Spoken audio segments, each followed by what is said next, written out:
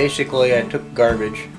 It's destined for the wood stove, but Heidi is liking the real rustic cowboyish type looking for her bathroom. So what we're doing is we're building a little shelf for her extra towels and such. So these are some old fence boards that we got. A fence board. And the very end of it is so deteriorated that it's split. So we're reattaching everything. So once we stick it all like that, I can leave it that way, or I can get some bar clamps and stick on there. I can get it all in one piece, set it on my clamps. Patrick made a cool, really cool shelf for the guest room that's very rustic, like this. Got some antique stuff sitting on it. Alright, this thing was in 1, 2, 3, 4, 5 pieces. So what this will be is this will be the backboard support to the shelf front, and so by the time it's all said and done, it's going to look really old. So I'm just kind of engineering on the fly again. I'm making corner supports for the little shelf unit. The shelf will sit on top like this, and then there'll be the support pieces that drop down here with the jagged edges on the bottom. Cool. And so any of the unfinished pieces, I still have to work on trying to hide them to make it all look like it's rustic. So what I'm doing is I'm cutting on the miter saw.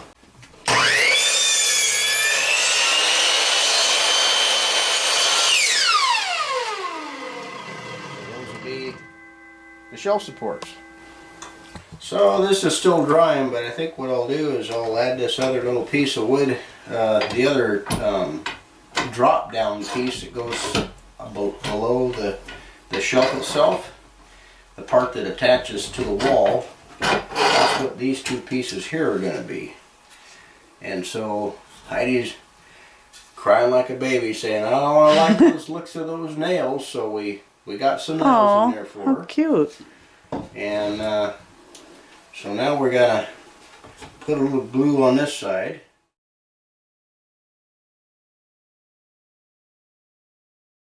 And I'll have support when I tie it up into the shelf. The shelf is going to be set like something like this.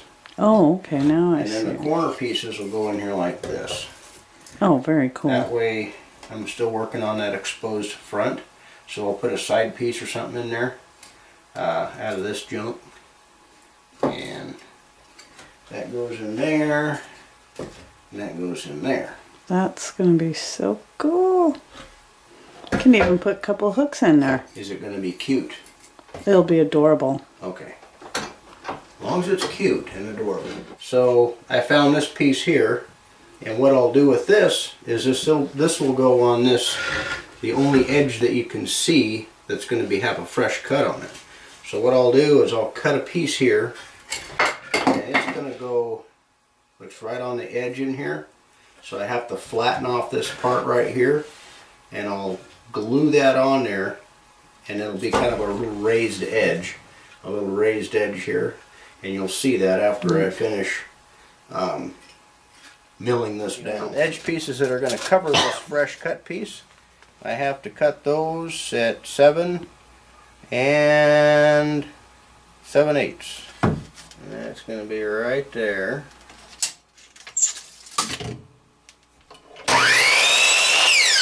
Could do this. Ooh. And that'll all be covered up, see? I like that. You like it? As long as you like it, Mama. It's rough like that.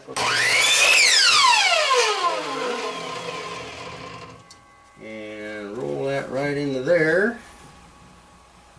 Match the other one.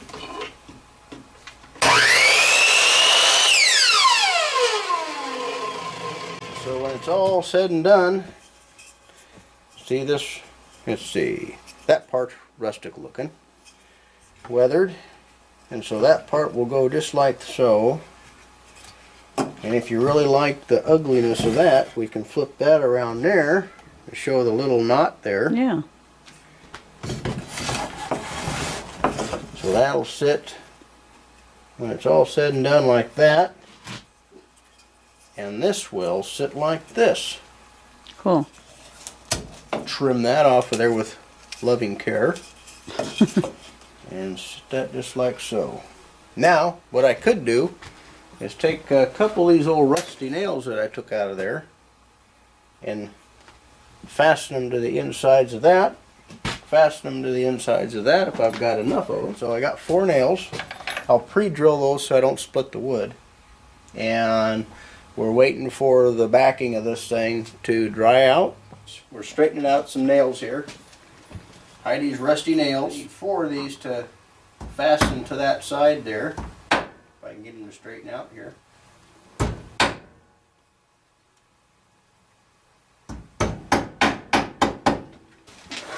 Get ourselves a drill bit.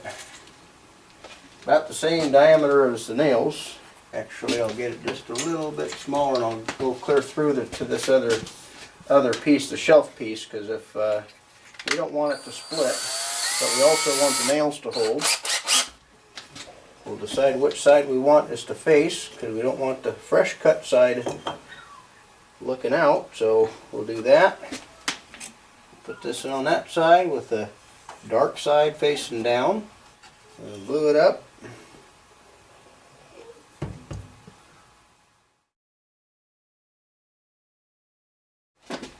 Help give the shelf this way a little bit of rigidity, because the way this wood is, it'll have a tendency to want to break on you. Okay, we're back on the fence board shelf that Mama wanted. So I have all my pieces cut out. I have 3 little corner braces here that will support the shelf. And I have the 2 boards that we had glued together last night. And we have a couple of nails and all the rustic and all the rot. Everything that she wants there. You like all rotten stuff. So what I plan to do, we'll see if it works or not, is I plan to mount this to the top of that. And one of these little squares is just a little bit smaller than the other, and that for the reason being is that one's going to be sitting in the center, and these 2 are going to be sitting to the outside like that. So let's give it a try. I planned on gluing it and stapling it with 1 1/4 staples.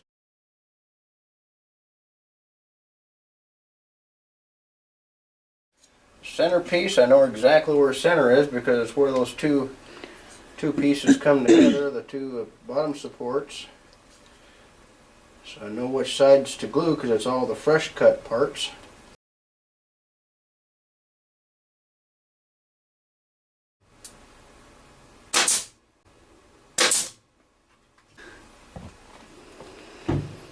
So this I have to glue this face and then the top face. Goes right in the corner there. Press it tight to the corner.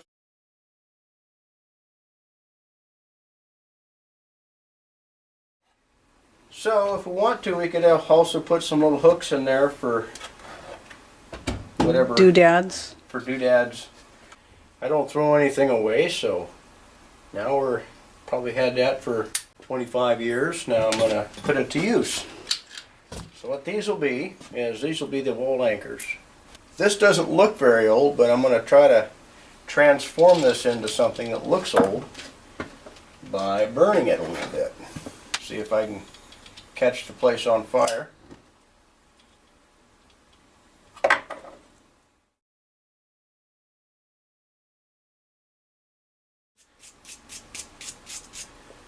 So it's just darkens up the wood, makes it look old and dilapidated.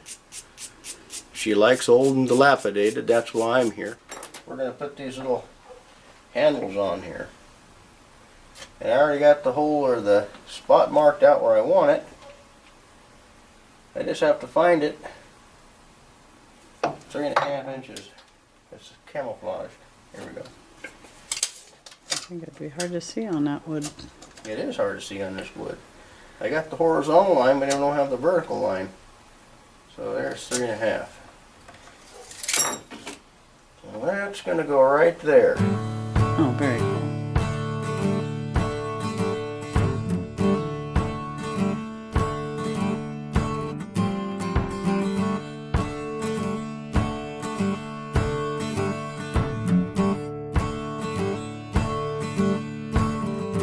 Go inside the house, I'll show you why we leave it poking out the back side. As some of you might have already figured out. Ooh, I know. Ooh, ooh, ooh. I'm not asking you to raise your hand yet. Dang it. You've probably seen me do this before, Mom. It's not fair for you to answer the question. True. Alright, let's go inside. That's going to be 14 7/8 to the center of the shelf. And also be centered over top of our towel rack here. And the key is we don't want to go into a stud with our anchors. We want to just go into the sheetrock. These are sheetrock anchors here. Double check. No stud there. There's a stud right there. And no stud in that one. Okay, so we're off just a little bit. That's perfect level for there. Now, You need for me the to hand moment you- y'all been waiting for is why did I stick those through there? All I have to do is push on this and remove it. And I got 2 holes marked for where I drill the holes for the anchors. That would be right here.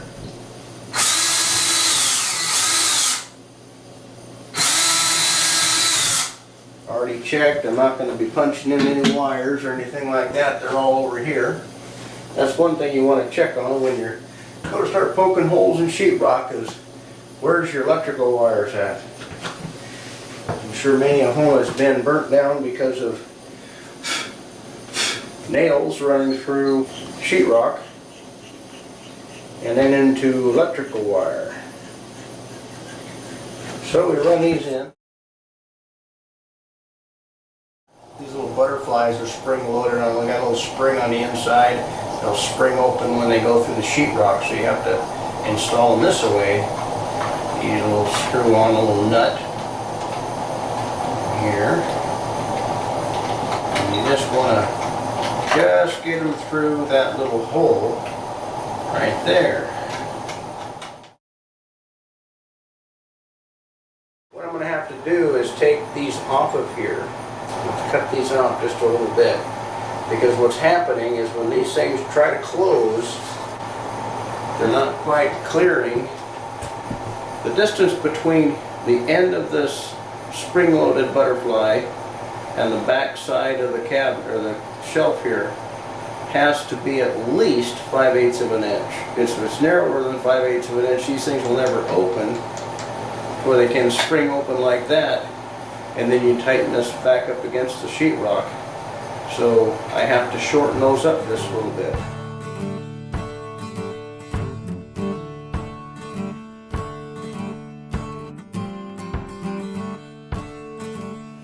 We shortened up our holds here for the sheetrock anchors. Again, we'll just barely put them on there. Flip the shelf in the right way. We'll drop the pencil. And we'll stick them in the holes. Alright, so all you gotta do is just tighten these up. And because those holes are larger than the dimension or the diameter of the fastener running through here, the holes are 1/2 inch in order to accommodate the anchor itself. But the diameter of the ready rod or the anchor bolt that runs through there is smaller. It'll cause us to float a little bit, so I want to make sure that, see how that floats a little bit? I want to pull that level before I tighten these up. And then I just wind them in. Okay, is there anything cute you want to put on there? I don't know. You're cute.